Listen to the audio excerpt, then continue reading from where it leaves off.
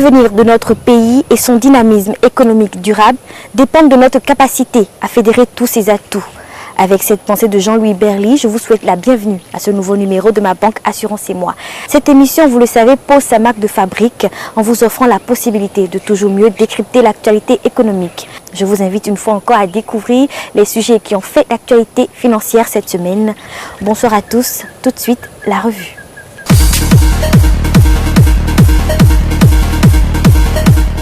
Le Nigeria a décidé de sécuriser ses frontières. Pour cela, le pays a interdit toute activité des stations-service frontalières. Des détails dans cette rubrique. Vous retrouverez également un bilan de la 5e revue du Fonds monétaire international au Bénin. Et pour finir, un rapport général des commissaires aux comptes sur l'état financier de la Loterie nationale du Bénin. On regarde. Cette rubrique vous est offerte par l'Économiste, premier quotidien économique au Bénin, disponible du lundi au vendredi sur toute l'étendue du territoire national. Sécurisation des frontières au Nigeria, les stations-service frontalières interdites de service. Plus de carburant à fournir aux stations proches des frontières nigérianes ou celles situées dans un rayon de 20 km des frontières fermées.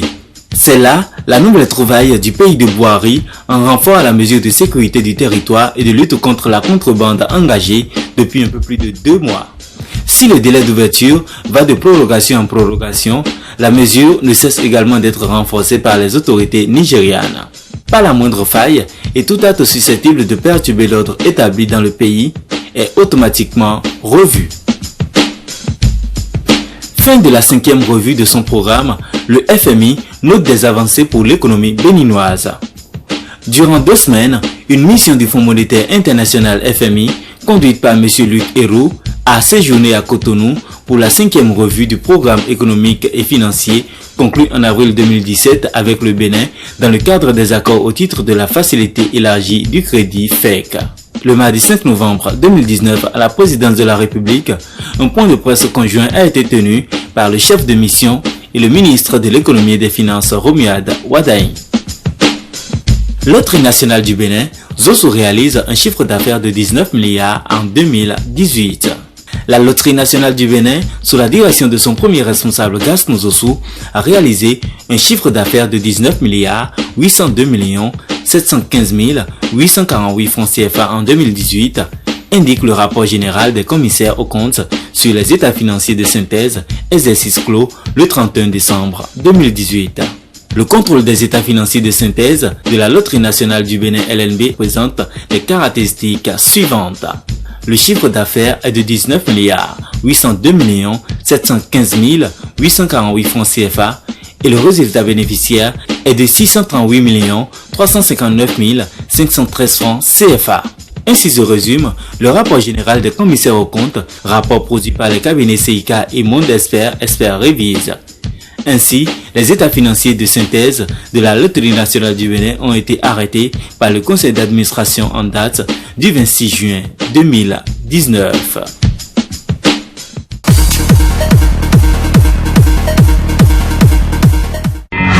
Suivez désormais sur votre chaîne ETélé, votre magazine économique et financier Ma Banque Assurance et moi. Acteurs du secteur des banques, des assurances, des institutions de microfinance, des réseaux GSM, fonds de garantie, SCGI, PME et autres, voici le créneau idéal qui vous est dédié. Profitez de ce canal pour mieux vous faire connaître. Ma Banque Assurance et moi, c'est tous les mercredis et dimanches à 21h sur ETélé, disponible sur Canal+, position 275, sur Strong en option libre et l'ensemble de nos réseaux sociaux. Contactez-nous pour mieux vous faire connaître. Ma Banque Assurance et moi, un programme pas comme les autres.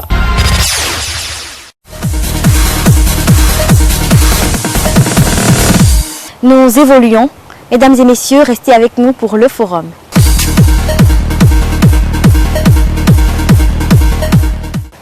Le secteur de la microfinance est une composante importante du système financier. C'est un secteur qui a toute sa place dans le développement économique et social d'un pays. Au Bénin, malgré toutes les dispositions prises pour le réglementer, certaines institutions de microfinance sans autorisation continuent d'exercer. C'est précisément ce dont il est question dans cette rubrique. Pour cela, nous avons recueilli le témoignage de personnes victimes de ces structures illégales. Nous nous sommes également entretenus avec Ignace Dovi, directeur du consortium Alafia et partenaire de la SMED Campaign Group. C'est un reportage de Jessica Gauthier. 2 tiers des institutions de microfinance ne sont pas agréées au Bénin, selon une enquête réalisée par la Smart Campaign, une institution internationale qui a pour mission de protéger les clients des systèmes financiers décentralisés au Bénin. Sur le terrain, les spoliés sont nombreux. Quelques-uns ont bien voulu nous donner leur témoignage. Suivez cet élément.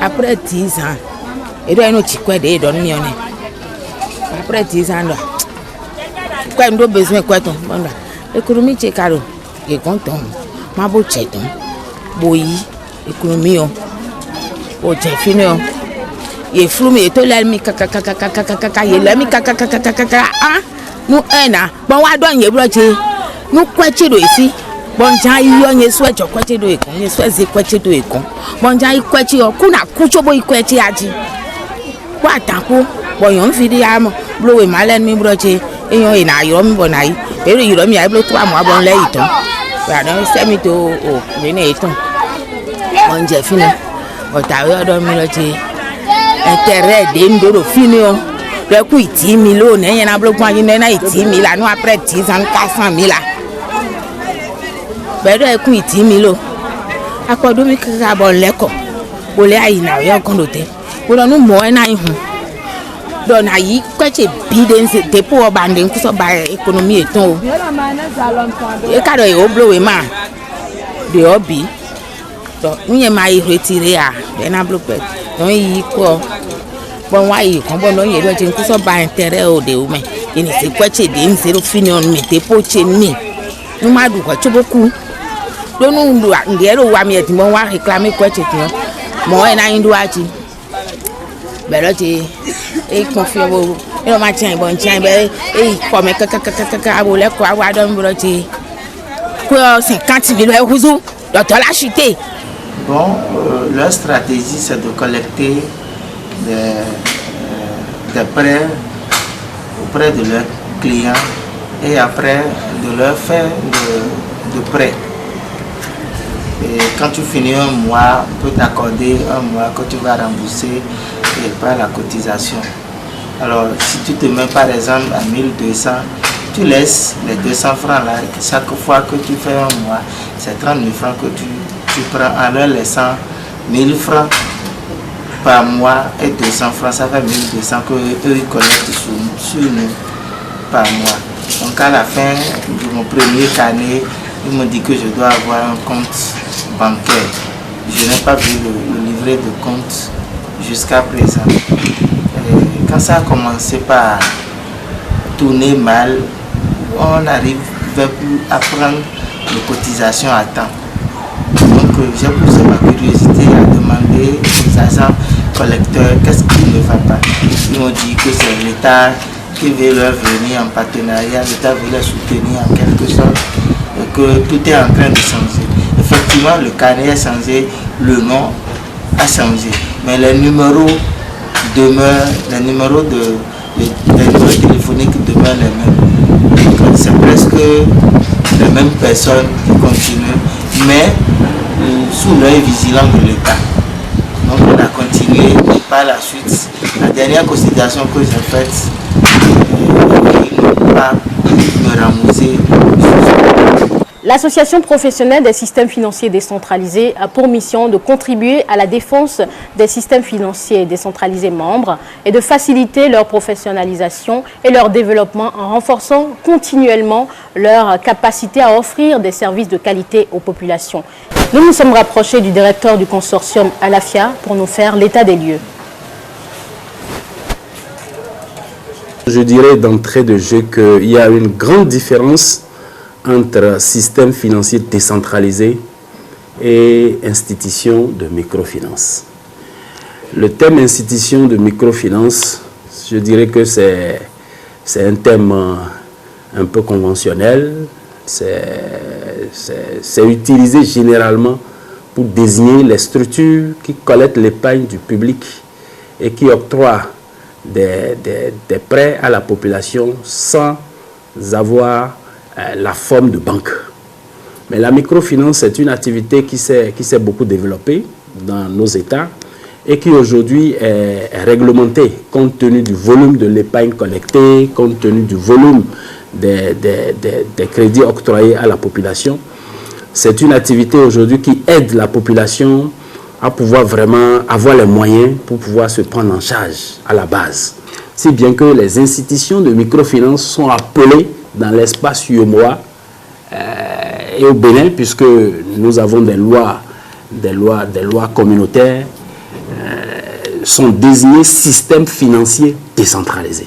Compte tenu du fait que le secteur est réglementé au Bénin, vous ne pouvez pas être institution de microfinance sans avoir l'agrément. Donc vous ne pouvez plus être seulement institution de microfinance, vous devez être alors un système financier décentralisé ou une structure financière décentralisée. Donc IMF ou bien institution de microfinance, c'est une structure qui n'a pas l'agrément. C'est une structure qui agit en marge de la réglementation.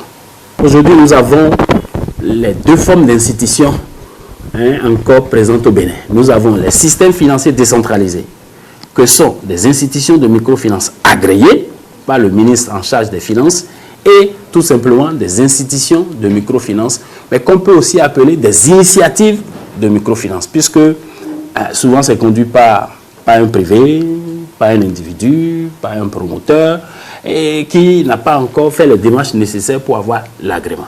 Donc nous avons au Bénin le volet formel, qui est animé par les systèmes financiers décentralisés, et nous avons le volet informel qui est animé par les institutions de microfinance non agréées ou des initiatives de microfinance. Nous avons plus de 200 institutions de microfinance agréées au Bénin. Donc nous avons plus de 200 systèmes financiers décentralisés. On est d'accord? Mais par rapport au volet informel, ils sont encore nombreux. Et le Bénin a fait déjà 2 recensements. Au premier recensement, ils étaient plus de 400. Mais au deuxième recensement, ils étaient plus de 700. 700 initiatives de microfinance ici au Bénin. L'État doit les agréer, doit agréer ces institutions, ne serait-ce que pour donner la caution à cette institution auprès donc de la population, comme quoi elle est reconnue par l'État, et pas seulement reconnue par l'État, qu'elle est sous le contrôle de l'État. Les personnes qui se sentent spoliées peuvent se plaindre, puisque c'est l'État qui a défini la loi. Ces structures, il faut les dénoncer auprès de l'Agence nationale de surveillance des SFD.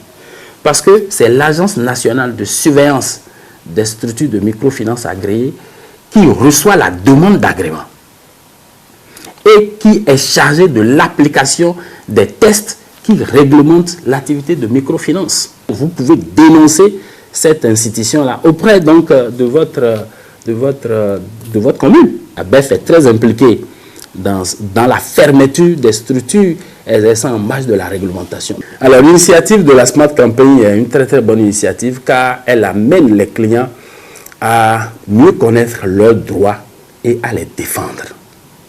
Parce qu'il n'y a pas d'institution de microfinance sans client. Et le client doit le savoir. Comme quoi, sans eux, il n'y a pas d'institution de microfinance. Et si eux sont là en étant insatisfaits, ce n'est pas bien. L'institution ne peut pas faire de la bonne performance. Donc, c'est vraiment une très très bonne campagne que la Smart Campaign est en train de mener au Bénin. Mais je dirais que cette campagne fait suite à une étude intitulée La voix des clients. Parce qu'avec le consortium Alafia, la Smart Campaign a fait une étude ici au Bénin pour connaître les appréciations des clients des prestations, sur des prestations des systèmes financiers décentralisés. Et les clients disent beaucoup de choses. Les clients disent beaucoup de choses. Sur le comportement des agents d'institutions de microfinance, sur la qualité des prêts, sur la qualité de l'accueil, sur la qualité des informations privées, leur gestion par les structures de microfinance. Donc la Smart Campaign revient maintenant avec ce programme de sensibilisation des clients pour que les clients puissent connaître leurs droits et soient vraiment en mesure d'exiger que leurs droits soient vraiment respectés par les institutions de microfinance. Merci, Monsieur Ignace Dovi. Je le rappelle, vous êtes le directeur du consortium ALAFIA, l'association professionnelle des systèmes financiers décentralisés au Bénin. C'est moi qui vous remercie très sincèrement. Au plaisir. D'accord, c'est moi qui vous remercie. Et voilà, l'état des lieux est fait. L'État a l'obligation d'assainir le secteur des systèmes financiers décentralisés au Bénin. Si les clients de ces institutions de microfinance ne sont pas satisfaits de la qualité du service, ils doivent donc se rapprocher de l'association professionnelle des systèmes financiers décentralisés afin que leur plainte soit enregistrée et traitée à bonne date. C'est le moment d'aborder la troisième étape de cette émission. Tout de suite, Diko Eco.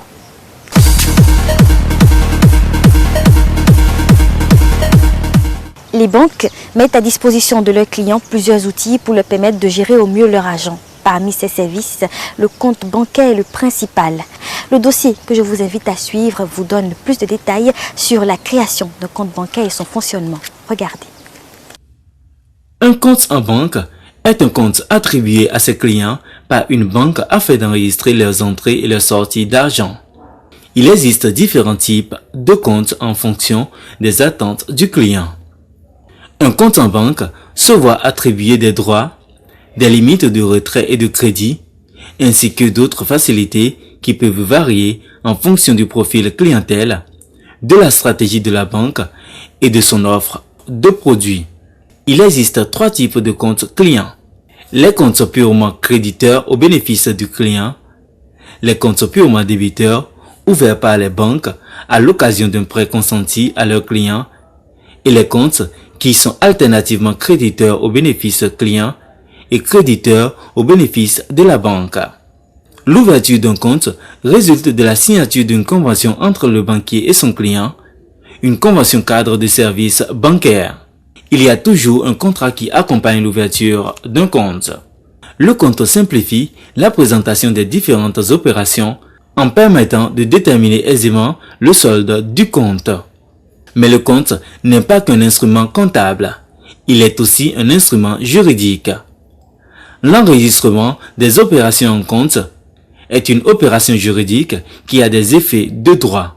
À la clôture du compte, on établit le solde final qui constitue la créance du client contre son banquier lorsque le solde est créditeur ou du banquier contre son client lorsque le solde est débiteur.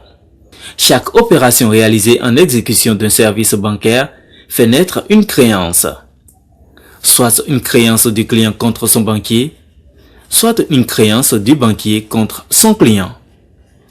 Cette créance ne sera éteinte que par la remise d'une somme d'argent à la clôture du compte. Et chaque créance née de l'exécution du service bancaire est portée en compte sur le fondement du principe de la généralité du compte courant.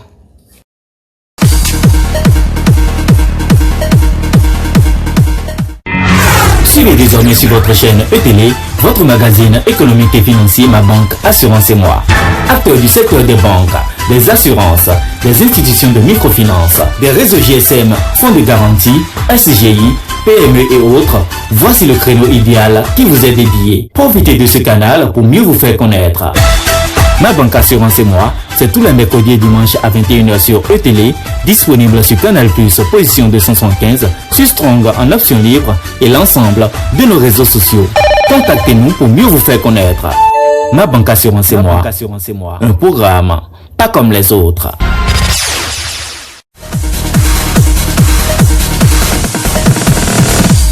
Terminus, c'est ici que l'aventure prend fin. Je vous rappelle que cette émission est disponible sur le site www.l'économistebénin.com, mais également sur la page YouTube de la télévision ETélé. Si vous souhaitez profiter de ce canal pour vous faire connaître, contactez-nous à l'adresse qui s'affiche au bas de votre écran. A très bientôt donc pour de nouvelles aventures. Bye bye.